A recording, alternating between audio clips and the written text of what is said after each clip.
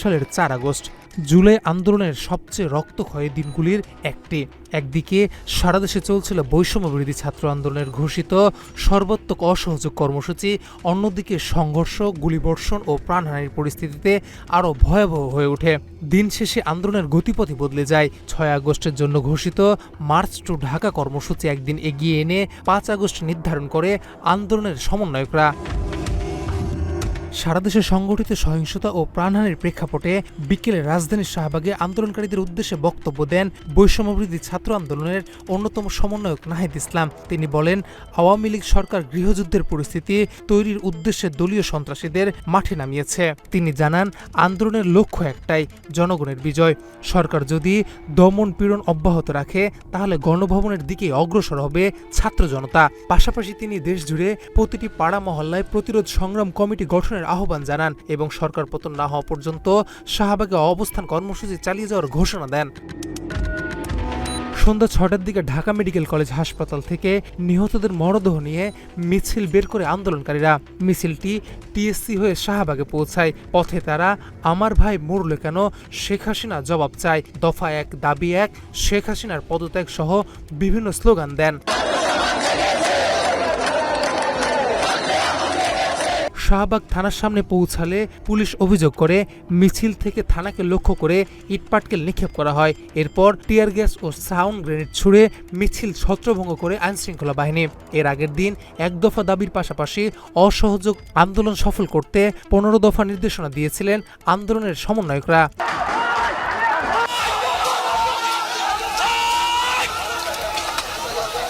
৪ August সকাল তুলনামূলক শান্ত থাকলেও দুপুরের পর পরিস্থিতি দ্রুত সহিংস হয়ে ওঠে।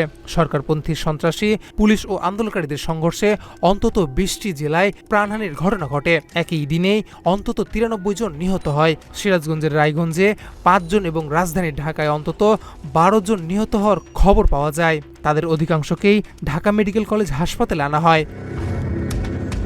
সহিংসতার মধ্যে দেশের বিভিন্ন স্থানে আওয়ামী লীগের কার্যালয় ও নেতাকর্মীদের বাড়িতে প্রতিবাদের আগুন ছড়িয়ে দেয় ছাত্র জনতা। পরিস্থিতি নিয়ন্ত্রণে সরকার ৬টা থেকে দেশব্যাপী অনির্দিষ্টকালের জন্য কারফিউ জারি করে। বন্ধ করে দেওয়া হয় 4G মোবাইল ইন্টারনেট। একই সঙ্গে ৫ আগস্ট থেকে টানা ৩ দিনের সরকারি ছুটিও ঘোষণা করা হয়। ১৬ জুলাই আন্দোলনের সহিংস রূপ নেওয়ার পর থেকেই ৪ আগস্ট পর্যন্ত বিভিন্ন সংবাদ মাধ্যমে প্রকাশিত তথ্য অনুযায়ী প্রাণহানির সংখ্যা দাঁড়ায় ৩১১ জনে। তবে প্রকৃত সংখ্যা ছিল ততদিনে আরও বেশি। ৪ আগস্ট রাজধানীর শাহবাগ, সায়েন্স ল্যাব, যাত্রাবাড়ি, মহাখালী, ধানমন্ডি ২৭, মিরপুর ১০, উত্তরা, রামপুরা ও বাড্ডা সহ বিভিন্ন এলাকায় হাজার হাজার মানুষ বিক্ষোভে অংশ নেন। শিক্ষার্থী, শিক্ষক, অভিভাবক, দিনমজুর, সমাজকর্মী ও বিভিন্ন শ্রেণী পেশার মানুষ এতে যোগ দেয়। Bangla motor, কারণবাজার, Shahbag, science lab, Mirpur, Jatrabari ও মোহাম্মদপুর সহ বিভিন্ন এলাকায় আন্দোলনকারীদের সঙ্গে সরকারপন্থী সন্ত্রাসী ও পুলিশের ত্রিমুখী সংঘর্ষ হয়। শাহবাগে আন্দোলনকারীদের বাধা দিতে আসলে ছাত্রলীগের সন্ত্রাসীদের রুখে দেয় ছাত্র জনতা। এক পর্যায়ে ছাত্রলীগের নেতাকর্মীরা তৎকালীন শেখ মুজিবুর রহমান মেডিকেল বিশ্ববিদ্যালয়, বর্তমান বাংলাদেশ মেডিকেল বিশ্ববিদ্যালয় প্রাঙ্গণে পালিয়ে আশ্রয় নেয়। পরে হাসপাতাল এলাকায় অন্তত ২৪টি যানবাহনে আগুন দেওয়ার ঘটনা ঘটে। মিরপুর ১০ও পরিণত হয় প্রতিবাদের অন্যতম কেন্দ্রে।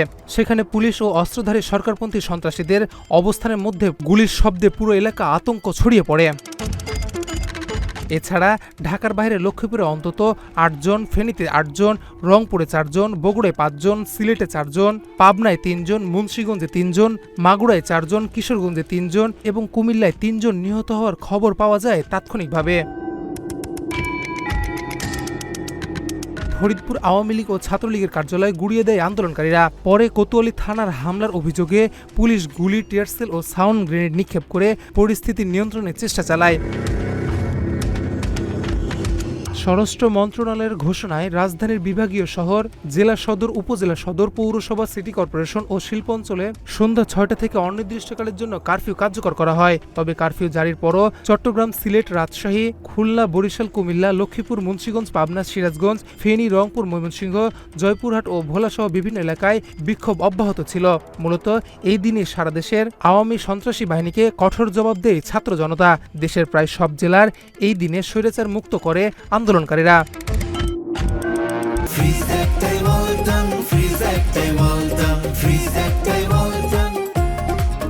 এর আগে ১৯ জুলাই প্রথম দফায় দেশব্যাপী অনির্দিষ্টকালের জন্য কারফিউ জারি করে সরকার, যা পরে ধাপে ধাপে শিথিল করা হয়। ৪ আগস্ট ট্রান্সপারেন্সি ইন্টারন্যাশনাল বাংলাদেশ বা টিআইবি এক বিবৃতিতে আইন শৃঙ্খলা বাহিনীর অতিরিক্ত বল প্রয়োগ ও প্রাণঘাতী অস্ত্র ব্যবহারের নিন্দা জানায়।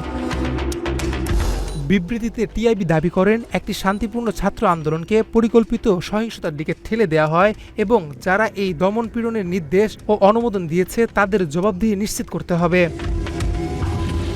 একই দিনে বাংলাদেশ বিশ্ববিদ্যালয়ের শিক্ষক নেটওয়ার্ক একটি অন্তর্বর্তীকালীন সরকার গঠনের প্রস্তাব তুলে ধরে। ঢাকা রিপোর্টার্স ইউনিটে আয়োজিত সংবাদ সম্মেলনে জাহাঙ্গীরনগর বিশ্ববিদ্যালয়ের সাবেক শিক্ষক অধ্যাপক আনু মোহাম্মদ জানান, শিক্ষক, বিচারক, আইনজীবী ও নাগরিক সমাজের প্রতিনিধিদের অংশগ্রহণে একটি গণতান্ত্রিক রূপান্তরিত প্রক্রিয়ার শুরু করা হওয়া প্রয়োজন। বিচারক, আইনজীবী ও নাগরিক সমাজের প্রতিনিধিদের অংশগ্রহণে একটি গণতান্ত্রিক রূপান্তরিত প্রক্রিয়া শুরু হওয়া প্রয়োজন।